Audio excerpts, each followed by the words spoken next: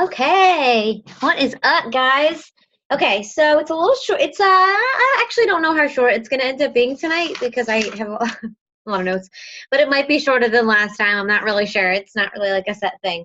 But this is again in the book that I've been reading that I love, like literally have dozens of post-its in because I like love it so um, your first year in network marketing, I put it on the thread in Boss Tribe for this.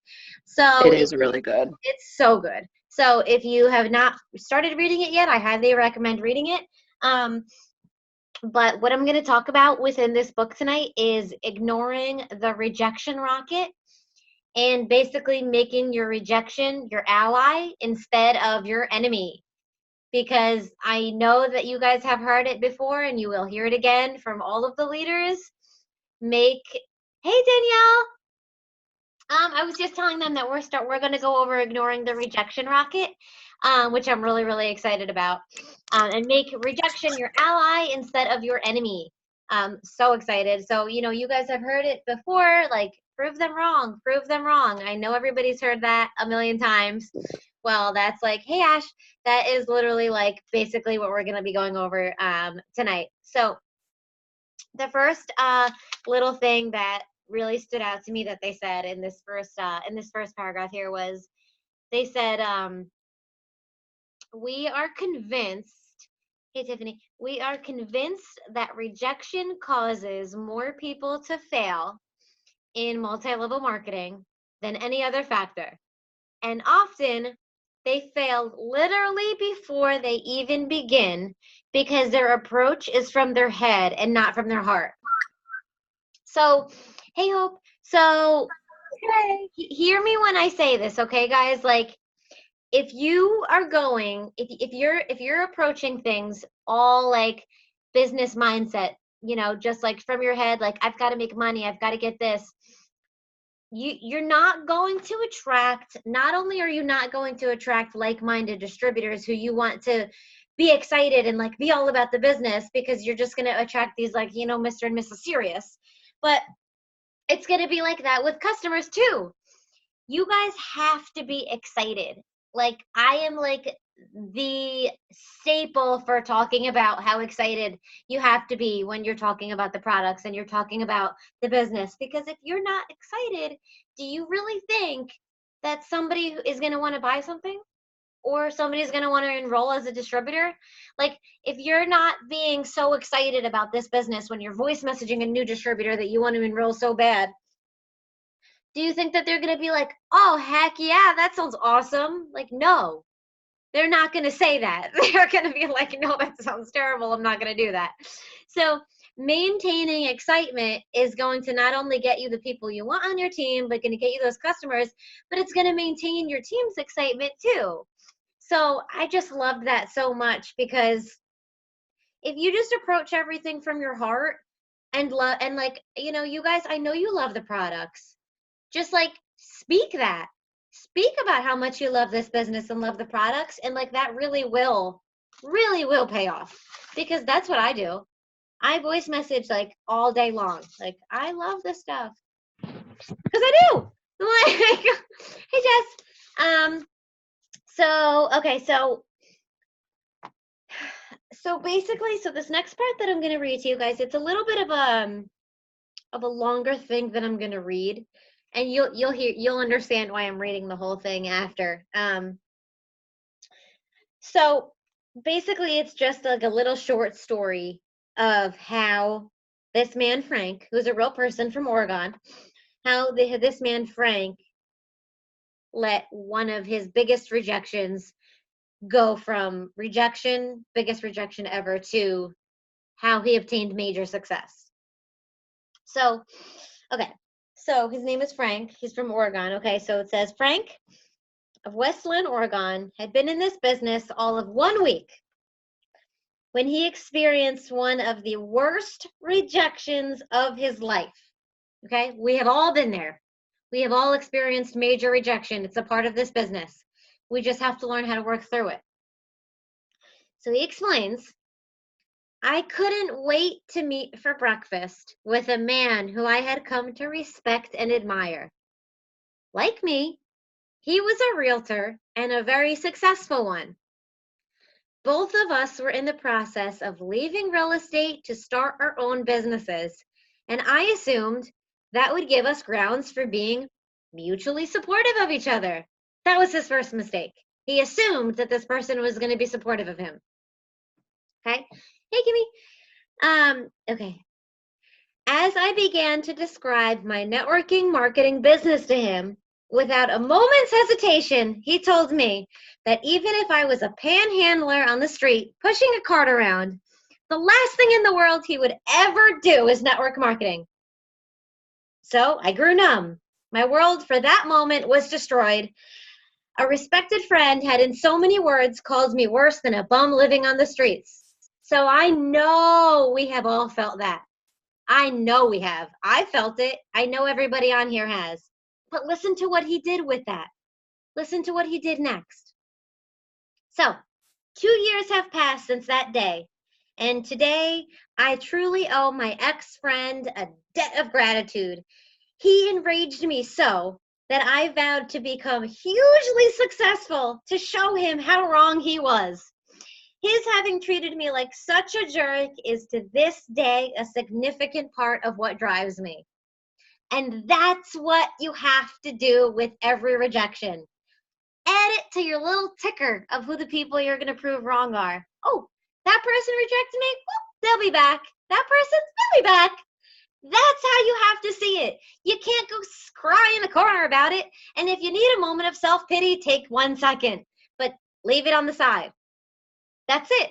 Go back and prove everyone wrong. So today, Frank, together with his wife, Joanne, earns about $5,000 a month for themselves doing network marketing. And you all know that, I mean, you could make eons more than that in this business. That's just what they make. And, you know, their view of it is rather than being, you know, homeless, like that guy was saying, or even worse, working 72 hours a week like realtors do, like his friend, they're both stay-at-home parents of 2 young children, and in their words, job share the business around them. They've become successful enough that they feel now, because they went through those little trials at first that were so tough, now they're working their business just around their life because they stuck it out in the beginning. They did what they had to do in the beginning to make it so that they could have this life now. And you know, guys, like this says, friends are often our biggest dream stealers. And once a dream is stolen, it's not easily recovered. But Frank and Joanne turned what could have been a stolen dream into a burning desire to rise to their full potential. And they did that. So somebody tried to crush them. One of his own friends tried to crush this man's dream. And what is he doing now? He's using that to drive him insanely. And I can't stress enough how I know that each and every one of you that are looking at this or maybe watching the recording, I can probably write down 10 people right now that you want to prove wrong. As a matter of fact, after this, go ahead and do that. Write down those 10 people's names. And then as you prove them wrong, oh man, how good is that gonna feel? Because I know it feels good when I do it. I'm like, Lord, I know you want to work with me now, don't you? Like, it feels so good to prove them wrong. And that's one of my biggest drivers. Maybe not everybody's, but it sure as heck is one of mine. I just want to read that last portion again. They turned what could have been a stolen dream into a burning desire to rise to their full potential. Oh my God. So good, you guys. Like, that is so good. So then he says this, right? No matter if it was my 40-year-old baby brother smirking at my efforts, the people who swore they would show up and didn't, or even the friends who suddenly viewed me as some ex-con about to try to bamboozle them into my newest scam, they all led me to the mountaintop, and it is here I shall remain. Here they are. They made it to the top of the mountaintop because of all the haters. Love the haters because they're going to make you rise. those haters are going to make your business rise because you're going to be like, well, screw you. Watch me do it. And then you're going to do it. Turn your battles into a motivational force and let that force propel you through those early rejections. And you will rise so far to the top. You have to ignore the rejection rocket in the biggest ways possible. Because if you let those rejections sit here and you stir about them, you're just going to get sad. But if you take them and you use them as a driving force, man, it's going to feel so dang good. It's going to feel so dang good when you do it. So those were like, I wanted to literally, because there's a lot more in this specific chapter, but it goes a little bit into like other stuff. And going into this week with like Black Friday and stuff coming up, and because this is such like a new thing that we're doing on Mondays, I literally just wanted to go over those main points and make you guys listen to that story. Because again, can't stress enough how important it is to take your haters and prove them wrong and feel so good about it. Don't feel bad about it. Who the hell cares? Really? They're the ones hating. They're the ones who are like all misery on the side. Like, bye. Who the heck cares what they have to say? And you guys, that goes with anything. If somebody doesn't want to join your team, who cares? Ask someone else. If somebody doesn't want to host a post, who cares?